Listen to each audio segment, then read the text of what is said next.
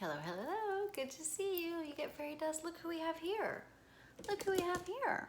That's a little friend. Oh, he wants my wand. Bagel says hello.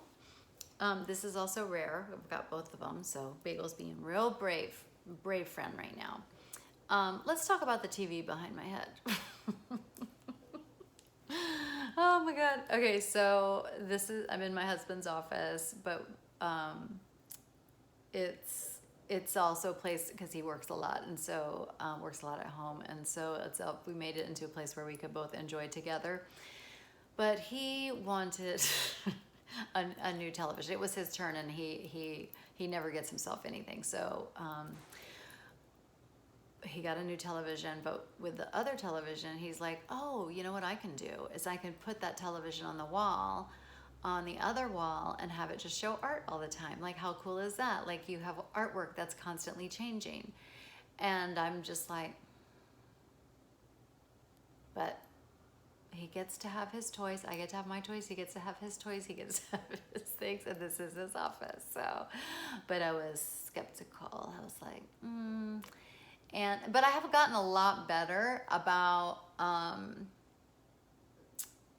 not giving a fuck about what my house looks like or if it is aesthetically pleasing to anyone else. It's just for me. I'm the one who spends so much time here. And so it's like, who cares? Like, so whatever. And maybe this is the sign of the future. Maybe in the future, all art will be like constantly whatever. Okay. So, and then we have it on, and that's great. And then I get migraines, and so this is my place that I will come and just hang out or lay down when I have migraines. And guess what migraines can't handle? Light. And so we always have to turn it off because it's too much light for me if I'm laying here on the sofa. And so that made us not turn it on as much. And now basically it's, and so most of the time it's off because I turned it off before and we don't remember to turn it back on. Well, when it's, you know what, I'll turn it on. I just want you to, let's just go ahead and put it all out there now. Let's talk about one of these comments. One thing I wanted to say before we delve into the comment section is you've heard me talk about freeze mode, fawn mode, flight mode, fight mode. So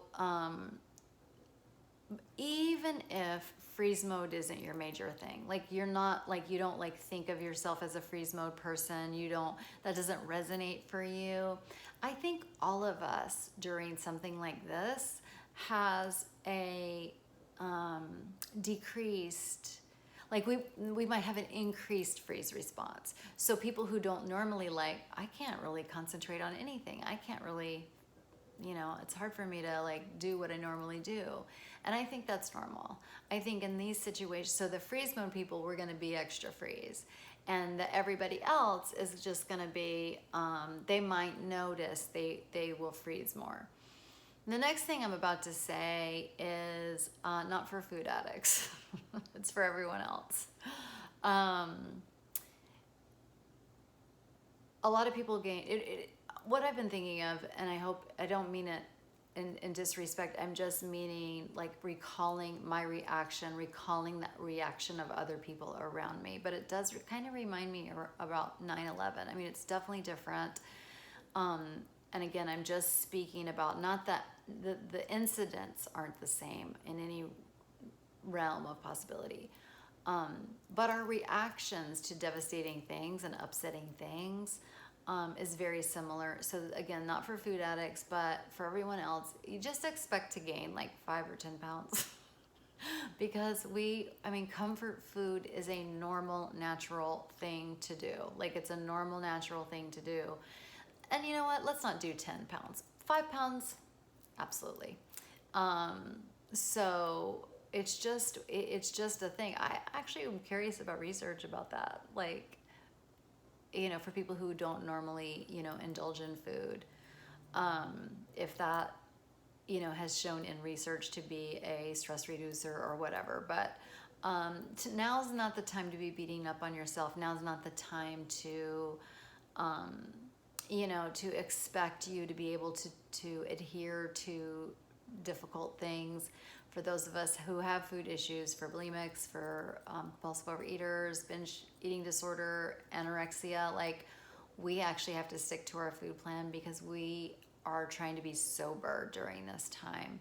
So for us that actually don't get to use our drug of choice, we must put other things in our life to take care of us, to nurture us during this time. So yeah, and don't forget online meetings. There are online meetings. There's meetings where you can call, or I don't know the other kind, but like there might be. I know I saw like there's some on WhatsApp or whatever. And the thing is, even if like it's late at night and you're struggling, guess what? There are addicts all over the world, and they'll be up having their meetings, and so you can just like dial into their meeting, or use WhatsApp or whatever, however they tell you to do it. So you can actually, there's support available around the clock, and there's probably a lot of recordings of meetings too, so that might be helpful. But yeah, it's, we just have to be gentle with ourselves and not expect very much out of ourselves right now.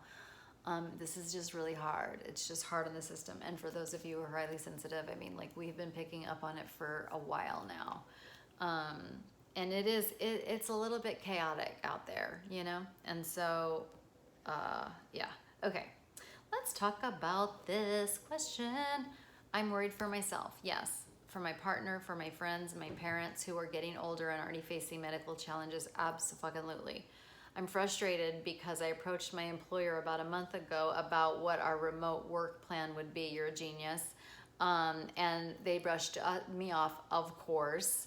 And now they're just burying their heads in the sand about it. I have more than adequate supplies and I'm very prepared to stay at home, but because they did not make a plan to make that possible, I still have to go to work every day and risk getting infected by clients and coworkers. So basically, I'm dealing with extra anxiety, TM, absolutely, extra anxiety, trademark.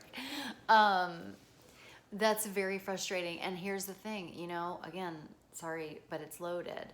And so part of, we could even call that our freeze response, like putting our heads in the sand, people putting their heads in the sand. And again, not problem solving. You're a problem solver. And it is very frustrating, and it feels very loaded, and it feels very, it's a way to easily get hooked. And what I like to do in times like this is like get down to the bare minimum, not bare minimum, but bare, like lay everything bare, like sort everything out to be really clear about what I have control over and what I do not have control over. And, having a boss expecting you to come in, that is something that you do not have control over. But what you do have control over is,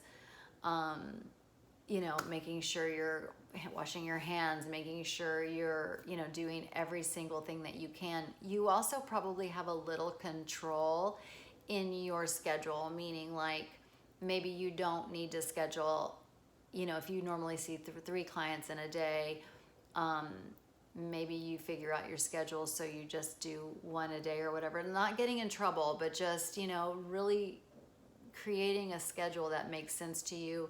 Getting caught up on past work is how you're going to spend X amount of time. And, you can say you're preparing for, making sure the business is running fully no matter what's going on. So I wanted to read your handle. And thank you again for talking about this. Ms_Allie. Cute. It's very, very frustrating. You are doing amazing. You're doing amazing. And again, like, just keep getting clear, re-up. So, okay, do I have control over this? And ultimately, I mean, obviously we're not going to be quitting our jobs, but sometimes it's helpful to remember that we can if we need to, I mean, your life is worth more than that. And so just knowing that inside you, yeah, if the worst case is here, I will do that.